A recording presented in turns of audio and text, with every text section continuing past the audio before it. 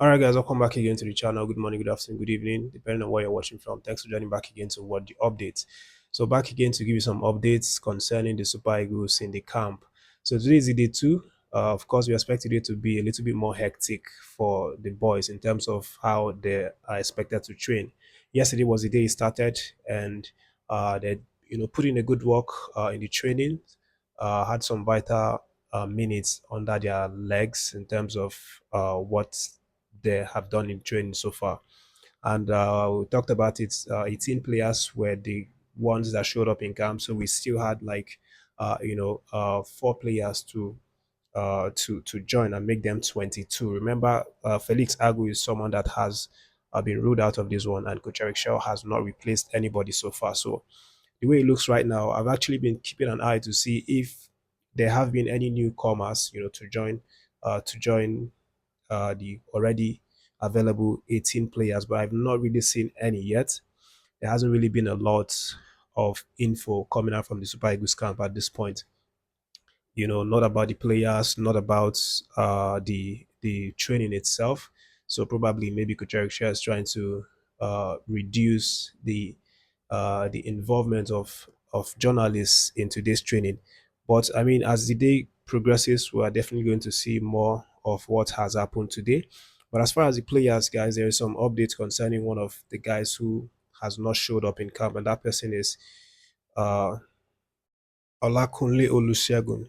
So, based on the report, it said that he has been delayed. His visa has actually been delayed. His process of getting visa to enter South Africa is proving very difficult. So, this is something that is very complicated right now. And in fact, the expectation is that he might well be missing Super Eagles' first game against Lesotho on Friday based on how slow it is, the whole process is. So maybe we might get to play this game without Olusegun or Lakunle. And uh, already we are not completing the camp. So it's going to be another blow to see this man who's very fit and very impactful, especially when it comes to the attacking areas. He has pace, he has what's it called? Football IQ. He can mark, he can press, he can also score and create assists. So this is something that will be missing in Olusegun Olakunle if this visa problem continues to linger on. But then we have from the other guys, Zaidu Senusi, not heard of it, not heard anything from him as that right now. Alassane Yusuf, of course, I've still not really heard or seen him in camp. Akko Adams is someone else that I've not really seen or sighted in camp. So it's kind of disappointing, with these players.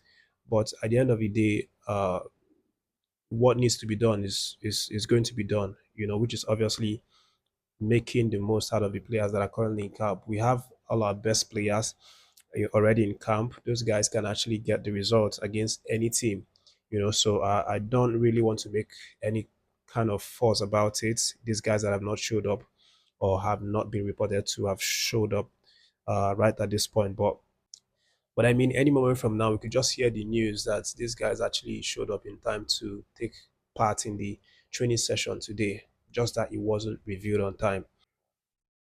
And I hope that to be the case. But just shifting a little bit to talk about the under 20 men's team. Of course, their game today is 8:30. I did say it was 8 yesterday, but I've confirmed it. So it's 8:30 p.m. Nigerian time. It's a match that's going to be very interesting. If you're free and you're not doing anything important, you can most definitely catch that one. It's going to be very, very interesting. I've seen a couple of their matches. They are really good side. They play very uh, quick football, entertaining football, football that puts you on suspense. Only problem with them is that they hit the post too much. I've counted more than 6 times they've hit the post in just 2 matches that I've watched so far, but it's going to be entertaining. And then there is this back-to-back, head-to-head rather, statistics from Nigeria versus Argentina on that 20 level. And thanks to 54 Football X for putting this one in a picture form. But if you look at it, you see that it's something that is kind of balance in terms of Nigeria versus Argentina. Not necessarily balanced, but I think they've won us more times than we have won them. But I mean, on our day, on our days, we've actually uh, scraped out some important victories against this Argentina side. Just to take a look at as far back as 1994 World Cup under 20, they won us 2-1, and then back at the Olympics, we won them uh, 3 goals to 2. That was the very famous and unforgettable event. Of course, I'm sure you guys still remember that one. Kanu Nwankwo, J. Okocha, and the rest. And then you talk about the 2002 June under 20 World Cup. Argentina won us 1 goal to 0, and then we have the under 20 World Cup 2005. Uh, that one they won us 2-1. That was also very popular. The Mikel Obi, Tai Taiwo, and the likes. And then 2007, Nigeria won them 2 goals to 0. And then you talk about the 2008, Argentina won us 1-0. And then 2010, they won us 1-0 as well. And then 2014, they also won us 3-2. And then you come to 2018, they won us 1-0. And most recently, 2023, we won them 2-0.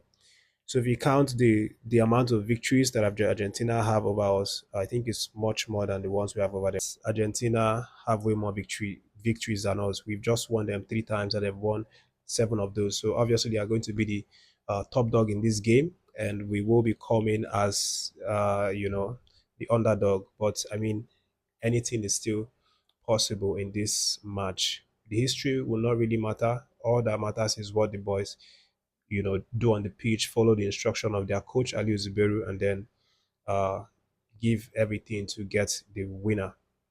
So that's what's happening, guys. And then we talk about the likes of Kelechi Nwakali. Is actually, of course, gone under the radar a little bit, and you guys know the story. If you follow the channel, we talked about it's how he came to training. He came to preseason late, and then for that reason, plus maybe a few other reasons that we didn't really get to know, he was kind of pushed aside from the first team of the Barnsley Football Club. And then they started their season and not really utilizing Nwakali. But recently, he partook in their under 21 squad when they played St. Petersburg, and he actually provided a very good assist for one of the goals, captain a really good performance for his team, the under 20 21 category. But unfortunately, they lost that game 3 goals to 4. But I mean, it's good to see that the man is back with the development squad, trying to work his way up back into the squad. Barnsley coach remains very optimistic about Kelechi Nwakali, because during that period, the reporter even asked him, have you guys decided to terminate Kelechi's contract? And he was like, no, he has not heard anything like that. Who's spreading the news? So the coach is really optimistic. He believes and trusts in Kelechi Nwakali, and I think it's only a matter of time until he decides to bring him back and integrate him back into the first team squad. So that's what's happening. Just wanted to let you guys know about it. Of course, more stories, more clips will be coming out from the Super Eagles camp, in relation to what they've actually done today.